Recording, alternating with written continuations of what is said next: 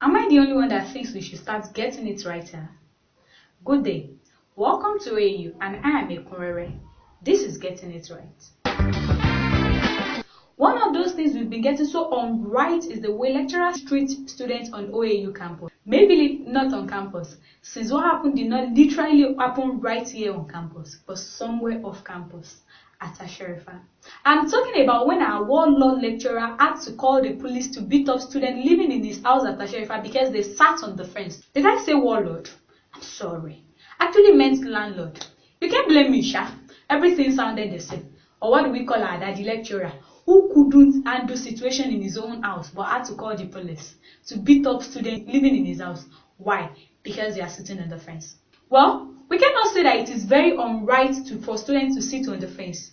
It is also more unright for them to continue sitting on that fence after they've been warned, knowing very well that the blocks they produce these days can't carry a grown man when they've been turned into a fence. That is it, Sha.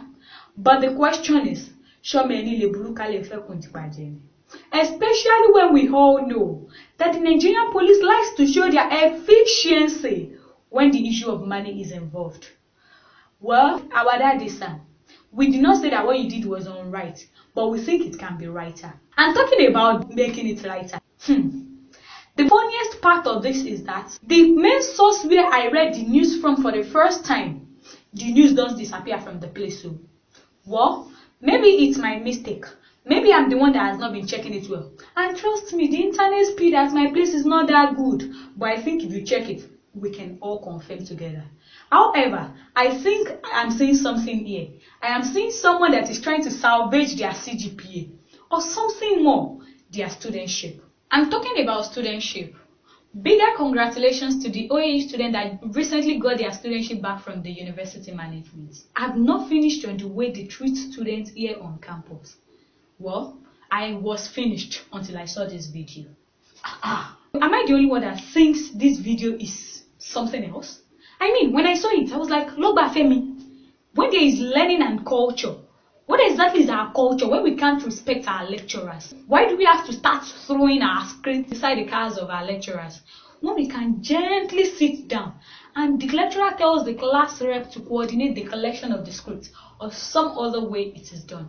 However, why do we have to take our script right outside of our classroom to be throwing inside the lecturer's car? No submission. This and many more questions are those that I had for the students of Mechanical Engineering Part 2 before I got an eyewitness to narrate what really happened. The eyewitness, who pleaded that his identity be protected, narrated the story that he, as a Part 2 Mechanical Engineering student, with his colleagues, just finished writing a test inside 1,000 seaters lecture theatre when the lecturer refused to collect the script of some of them. Why? I don't know. However, I don't see a reason why the lecturer thinks the CGPA of more than 30 students can be salvaged. Our daddy, it can get righter, you know. This is not unright, but it can get righter. Do we all know why I keep saying we have to get it righter? The Ivy League schools abroad get 70% of their funding from donations from their alumni. Do you know why this is possible? They've treated the students right when they were in school. So the students are so happy to dip their hands into their pockets and give to their schools, thereby making their schools righter. Nigeria, when do we start seeing from this phase of life that when we do not treat our students right as students, they get the unright impression, and when they graduate, they are not happy to dip their hands into their pockets and give to the school because when I'm not treated right, I don't give to the school. The next set after me is not treated right, they don't give to the school. But if I have been treated right, I give to the school. The next set from me benefits it. Then they give to the school after they graduate. The next set benefits. Then the cycle continues. Let us break this cycle of unrightness and make it righter. Now back to the congratulatory message I have to send to OAU students. You think I will send it to just those 5? I beg. Now all OAU students don't win. Congratulations to OAU students, and congratulations especially to the 5 students of Obafemi Awolowo University who just got back their studentship from the university management. I know it was a tough fight, but thank God we scaled through. The issue that happened was that last semester, the School management tried to evict students from Moremi Hall of Residence by fire by force. Then our boys came, trying to talk sense into the policemen that are trying to take their job very well. However, they were arrested and they've been tried in court for a series of times. There was a time when there were rumors that the university management is going to do a closed case trial for them. I don't know, but thank God, OAU 5 has been freed. Thanks to the university management for this good decision, because it was thought that they are trying to kill activism. But with the court releasing them and with them reinstating the portal of the OAU 5, it makes us know that they are not trying to kill activism in OAU. And Luther continua, Victoria asserted. So another victory that was asserted. Greatest congratulations to Mercy Osage for getting us a victory. I mean, us, all female students in Nigerian University, we are victorious. I'm so happy at this lady for giving us this victory, because some months ago she released an audio onto the internet where she was having a conversation with a lecturer, Professor Akindele of the accounting department of Bafemi Awolowo University, Ile-Ife. Professor Akindele was requesting for 6 from Mercy to upgrade her from F to an E, which is the pass mark. Do you know the funniest thing? Baba was asking for 5 times. Ha! 5 times. Now by force, Shogunla Yeni. Then what do the girl have to do for an A? Me, I don't know calculation. Olu, finish it. That's what we're saying. Mercy had to play along with the lecturer and then released their telephone conversation to the internet. And it trended on the internet, thereby making it compulsory for the university to set up a panel to investigate into the matter. The panel found Professor Akindele guilty.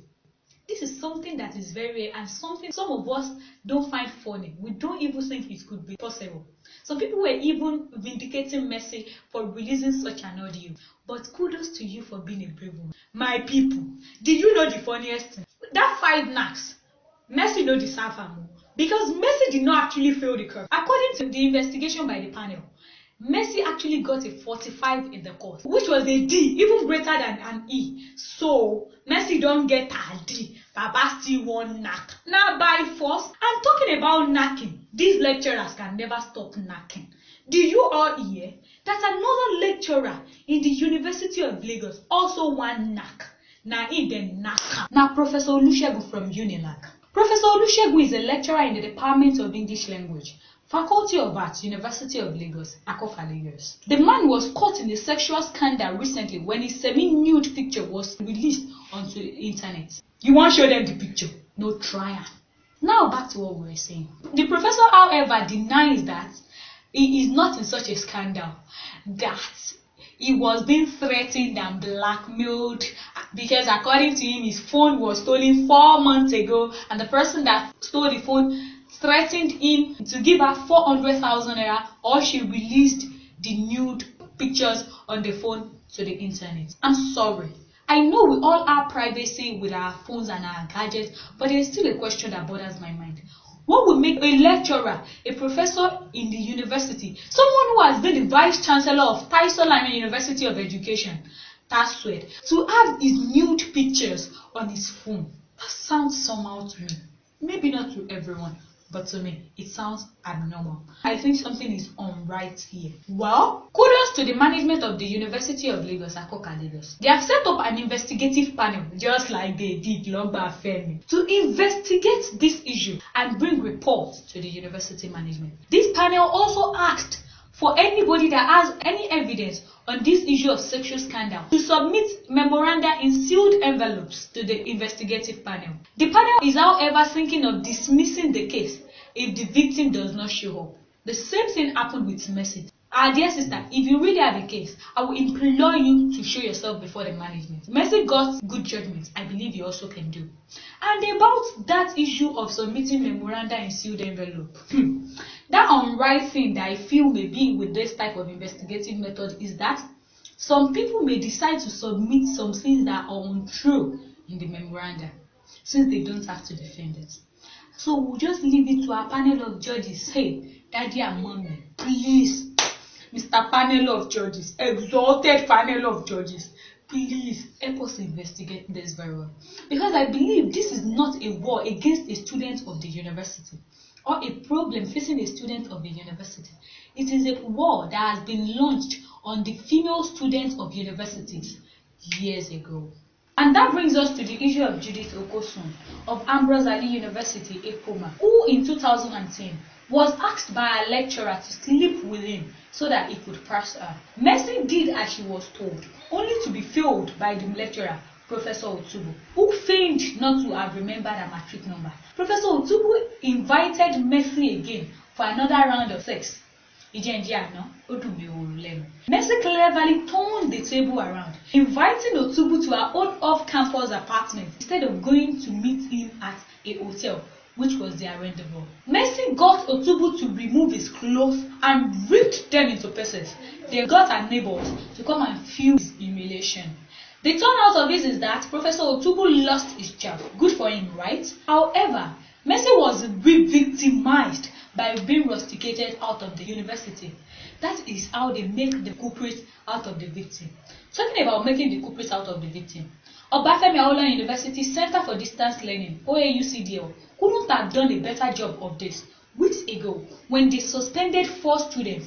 Well, what did those 4 students do? Can't say it enough that it is unright for students to ignore the university's rule and stay out past their curfew time, which is 8 p.m.